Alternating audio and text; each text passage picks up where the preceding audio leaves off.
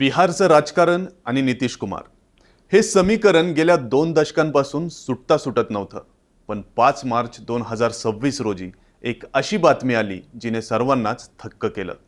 10 वेळा मुख्यमंत्री म्हणून शपथ घेणारा नेता अचानक मुख्यमंत्रीपद सोडून दिल्लीच्या राज्यसभेसाठी अर्ज भरतो.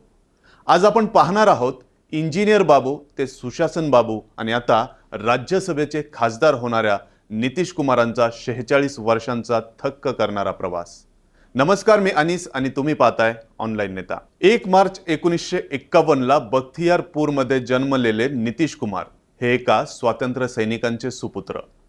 पटना इंजिनिअरिंग कॉलेजमध्ये त्यांना सर्वजण इंजिनियर बाबू म्हणत, पण त्यांना रस इंजिनिअरिंगपेक्षा समाजकारणात जास्त होता. जयप्रकाश नारायण यांच्या संपूर्ण क्रांती आंदोलनाने त्यांना घडवलं. याच काळात त्यांची मैत्री झाली लालू प्रसाद यादव यांच्याशी. 2 मित्र, पण पुढे जाऊन बिहारच्या राजकारणातील 2 कट्टर प्रतिस्पर्धी बनले.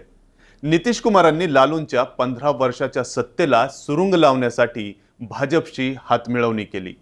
2000 मध्ये केवळ 7 दिवसांसाठी मुख्यमंत्रीपद मिळालं, पण हार न मानता 2005 मध्ये त्यांनी पूर्ण बहुमताने सत्ता खेचून आणली.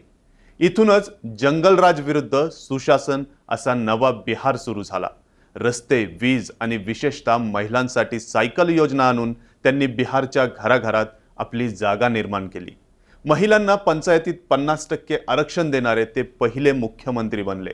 नितीश कुमारांच्या कारकिर्दीत सर्वात जास्त चर्चा झाली ती त्यांच्या पलटी मारण्याची. 2013 मध्ये नरेंद्र मोदींना पंतप्रधान पदाचा उमेदवार जाहीर केल्यावर त्यांनी भाजपशी 17 वर्षांची युती तोडली.